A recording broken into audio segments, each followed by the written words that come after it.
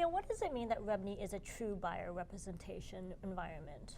In order to understand what the true buyer representation environment is, we first need to talk about something called subagency. And subagency is simply a situation where, for example, a seller engages a broker, and then that broker cooperates with other brokers. All the brokers are acting as subagents of the seller. So we have a seller engaging a broker, and then that broker, there's an agency relationship, and then the broker engages other brokers, and everyone is acting as a subagent of the seller.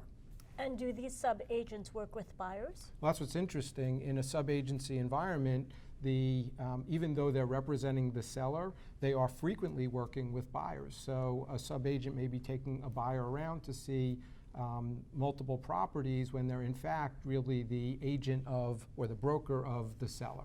So that explains why so many consumers are confused about who's representing them. Exactly. So that's why when the consumer says, I don't fully understand how I'm being represented, you can understand that. The broker is representing the seller, yet showing the buyer all these properties, and they don't really understand who's representing them, acting on their behalf. So now with that in mind, what does it mean that REBNY is a true buyer representation environment?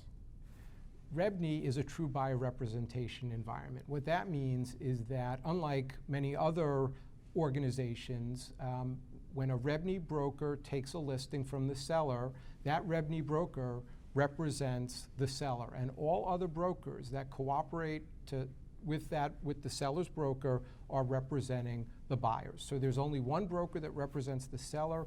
All other brokers are representing the buyer. Should real estate brokers explain this to the buyers they're representing?